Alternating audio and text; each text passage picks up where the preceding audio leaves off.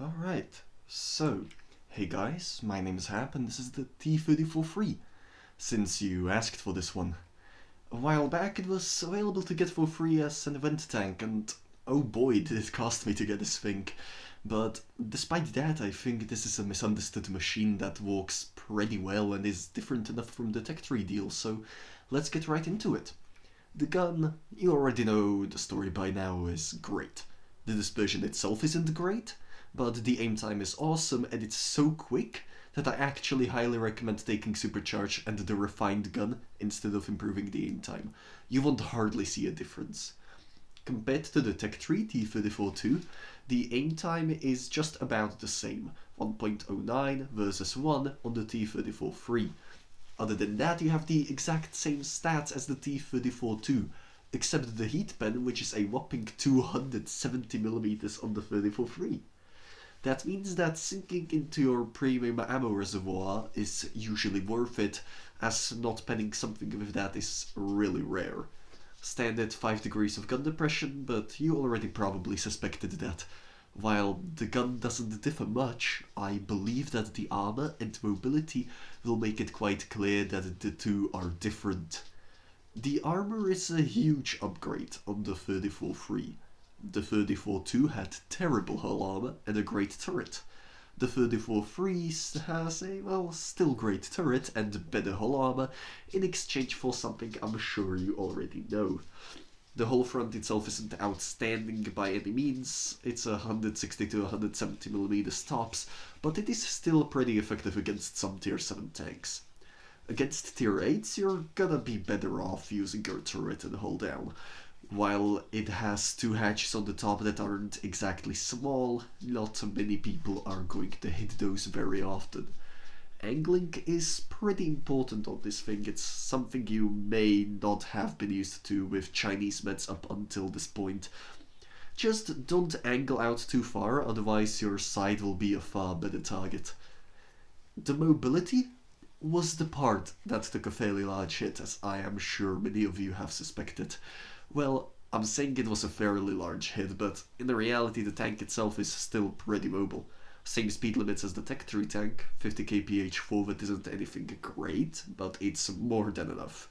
The engine itself is a few dozen horsepower poorer than the Tech 3 engine, which is reflected in the lower engine power, and let's be real, a slow medium is not really fun to play. Thankfully, the tank isn't slow, so it's actually a bit better than its Tech 3 medium brethren, such as the Centurion Mark 1, so it's not too bad on the mobility part. So, for equipment, I used the rammer, improved modules, and the optics. I then run Supercharge, since the aim time buff is way too small with the gun lane drive. Then I run enhanced armor, but it's also viable to run the improved assembly for a tiny HP buff. Then the engine accelerator to help with the sluggishness a bit, then the refined gun for better accuracy from afar, then the toolbox and the consumable delivery system. Let's summarize the tank then. This is a small part I wanted to add to the reviews from now on, so if you like this just let me know in the comments. So, the pros of the T-34-3: high alpha, sturdy turret, good credit grinding potential, and good HP trader. And the cons: long reload, unreliable hull, and comparably mediocre mobility. So, is the tank worth getting if it arrives in the stores? Well, for newer players, or for people that want a reliable premium tank, I have to say no. For experienced players, I'd say it's worth getting. The tank is what I believe premiums should have stayed as, tanks with some advantages and enough disadvantages to somewhat outweigh them in exchange. If you want a premium medium in this tier that is more worth it, I'm going to say the T-54 Mod 1, MX CDC and the M4 Revelries are much better choices. A while back, you could get the tank for free if you did several hundred battles in a 10-day or so long event, which is what I have done. It took a while, but it is much better than spending a lot of gold on this tank. I would say, if it gets priced at 6500 gold, or somewhere around that margin, then it is worth buying, as it won't be much cheaper after that point. So with that out of the way, let's look at some replays so you can see what you're getting yourself into.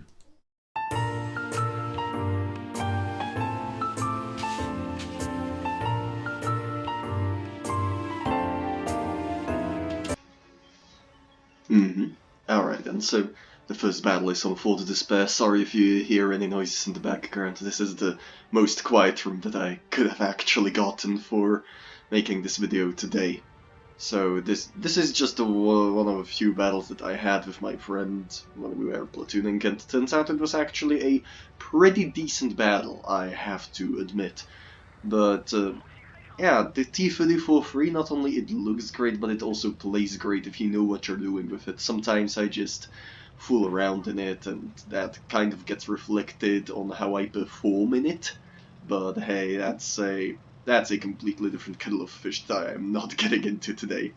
So this, I believe that the T-34-3 is also a very situational tank that can reward map knowledge and just team knowledge in general very well. You have to know its weaknesses perfectly so that you don't have any massive issues with it.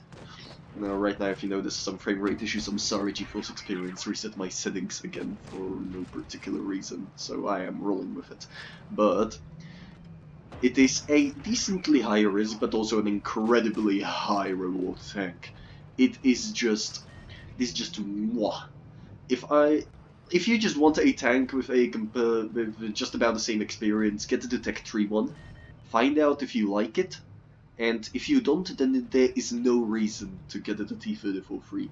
I like the Chinese mediums in general, like all of them, because they just offer such a different kind of a playstyle. After 20,000 battles or so, you start to get really bored with your typical run-of-the-mill mediums like this T-54 right here, and stuff like the PTAs, Pershings, and so on and so forth. It all gets so monotone, and you just get it drilled into your brain, and you just have no idea how to refresh your mind a little bit, how to like this, how to like that. When I first started playing the Chinese mediums, I was a bit skeptical at first, but once I got into the T-34-2, I started really loving it. I put up videos on the T-34-1 and the T-34-2 a while back, so you can take a look at those if you don't mind. But the T-34-3 is basically just like that. It just offers a very refreshing, different playstyle that I really appreciate. Because, as I said, a lot of tanks get boring over time, and I have plenty of those that I can say about that. So, any IS tank, boring.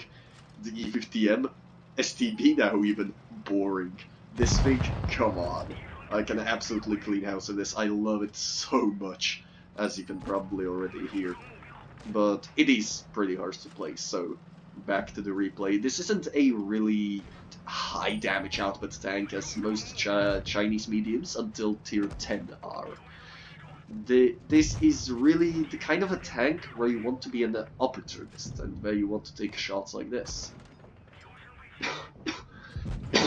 Oh, sorry, I have a cold as well. But this is just such an opportunistic tank. It lives off proper placement. And when something goes right, it goes really right, and when something goes wrong, it goes really wrong.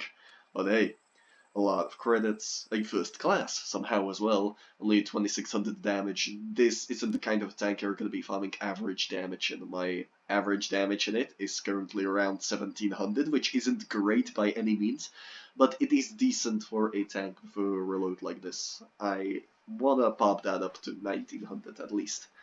So nothing really interesting from here. And the next battle, we're gonna take a look at Relentless and see how he plays his T-34-3. Alright, so Canyon, Supremacy.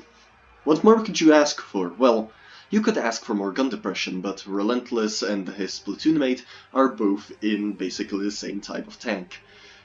It is kind of an interesting tank if you really want to get some nice shots, because the gun depression is actually very limiting in some regards, and the WZ-120 right after this is definitely far less forgiving with its 3 degrees of gun depression. But other than that, I really do not have that much more to say about the T-34-3. It is a tank with some flaws and some really great points that just bring the whole experience home and that make it enjoyable overall. But other than that, if you just want a premium tank that is reliable at getting credits and getting damage, this isn't the tank for you. This is just a tank for some pretty good fun and just out-brawling mediums. Like, if Relentless hits this shot on the Comet, if the Comet pops out, that is. I haven't actually looked at the replay quite well enough yet. But you can see just how big of an impact it can have in some battles, because there's just tanks rolling around and then you just BAM 449. This is so satisfying to see. Having a tank at this tier, which is just usually filled with 90mm at most, and having that kind of extra alpha just makes it really distinct, really different. And putting it up with another one of them just makes it even better, as you can just double tap someone for 800, bam, half their HP is gone, even with these HP buffs. It's really easy to do that. That was a bit of an unfortunate shot, but hey, what can you do about that? I would have aimed it a bit more, but he could have probably missed that if he did that. But hey, nothing too bad. Well, the Slate 59 is absolutely toasted. Just the fact that, and this is a really big problem, brawling with other tanks is usually gonna make you end up dead, as the reload really kills its ability to brawl.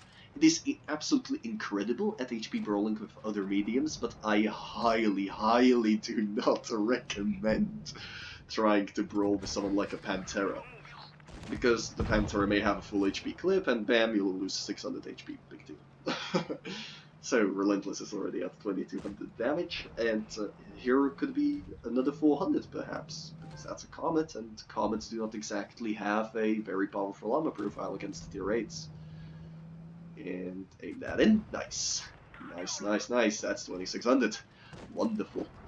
You see, I actually had a bit of a problem to get myself some good T-34-3 replays, so I really appreciated that Relentless actually sent me this one, so that I wouldn't need to look around or just grind out for some more ones. Oh, that's an insane bounce. I wonder where that is. So yeah, bam. Now, Relentless actually hasn't synced into his, well, heat reservoir almost at all. I don't even think he fired a single heat shell so far. And since the battle is coming to an end, I'm not thinking that he'll fire a single one this match. That's really impressive for a tank which has this kind of lowish penetration. But hey, that's the battle, and that's been the T-34-3. Now, my name is Hap. If you somehow like this video and this mini review of sorts, feel free to like, comment, subscribe, and I'll see you all later, possibly with a tank that I also really enjoyed and that I would really like to cover. So, anyways, see you guys. And let's take a quick look at the rewards before I turn it off.